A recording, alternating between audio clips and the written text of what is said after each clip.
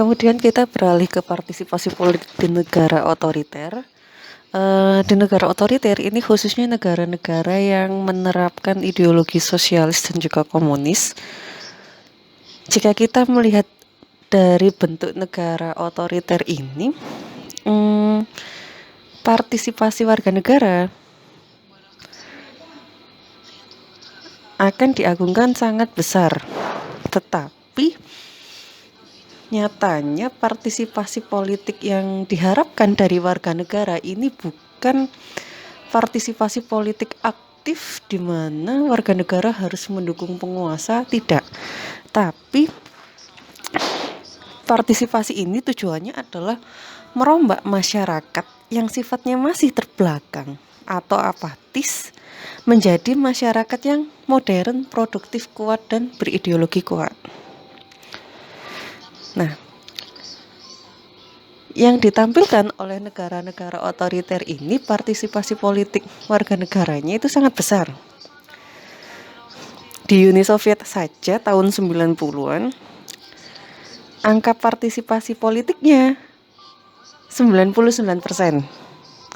Mungkin agak sedikit nonsens, tapi yang ditampilkan memang 99%.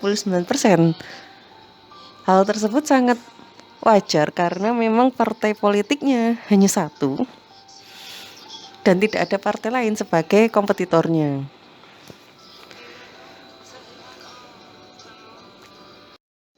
Selain permasalahan negara otoriter ini hanya memiliki partai tunggal yang sifatnya tunggal, negara-negara otoriter yang sudah mapan biasanya akan menghadapi dilema bagaimana memperluas partisipasi politik tanpa kehilangan kontrol yang diperlukan untuk mencapai masyarakat yang didambakan.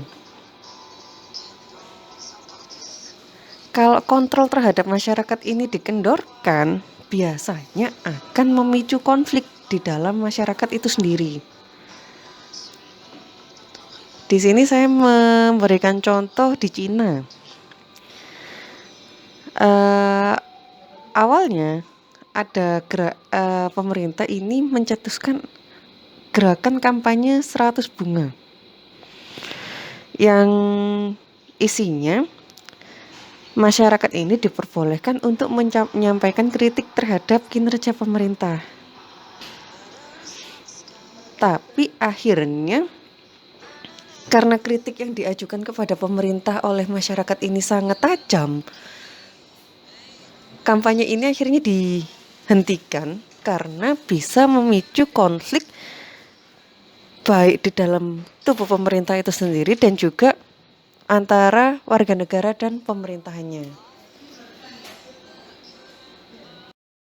Kemudian terakhir, partisipasi politik di negara berkembang. Negara berkembang ini kita mengasumsikannya sebagai negara-negara berkembang non-komunis ya, non-sosialis. Nah, negara berkembang ini sebenarnya sifatnya sangat luas dan memiliki pengalaman yang berbeda. Tapi persamaannya negara-negara berkembang ini bisa kita samakan asumsinya bahwa negara ini adalah negara-negara baru yang baru saja merdeka atau baru saja membentuk konstitusi sebagai negara modern, dan mereka ingin cepat-cepat mengadakan pembangunan atau cepat-cepat ingin membangun negaranya serta mengejar keterbelakangannya. Sehingga partisipasi politik di negara yang seperti ini, negara berkembang yang ingin segera maju, ini menjadi sebagai tolak ukur. Bahkan pembangunannya sangat dipengaruhi oleh partisipasi rakyat. Partisipasi warga negara tidak hanya deskripsikan sebagai partisipasi politik saja, tapi juga keseluruhan partisipasi, baik itu partisipasi warga negara dalam hal sosial untuk menghadapi permasalahan-permasalahan sosial dan juga partisipasi aktif yang memang diperlukan oleh warga negara itu sendiri. Namun celakanya di negara berkembang ini, di mana pembangunannya sangat menitik beratkan pada partisipasi, ternyata 50% populasinya warga negara ini masih bersifat apatis. Atau kalau kita bisa menganalogikan, 50% populasinya masih pasrah, bahkan kebanyakan fatalis terhadap apa yang sudah ditetapkan oleh pemerintah. Kemudian selain masalah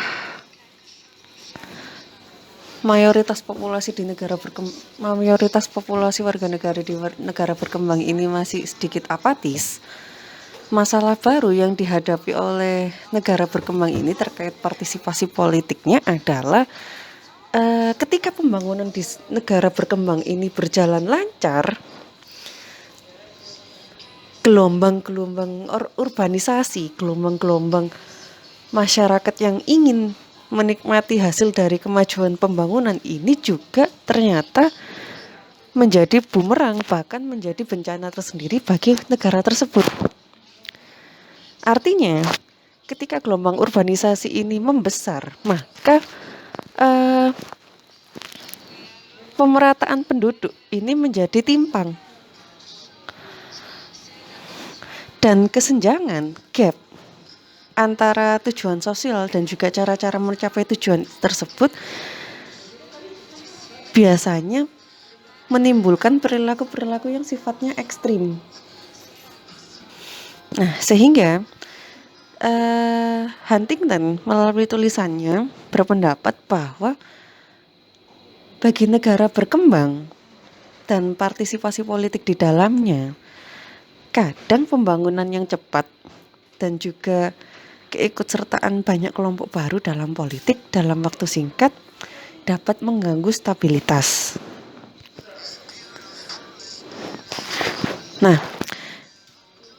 negara yang paling berhasil dalam mengendalikan pembangunan dan juga yang paling cepat sadarnya untuk melakukan stabilitas terhadap pembangunan ini adalah Afrika Selatan.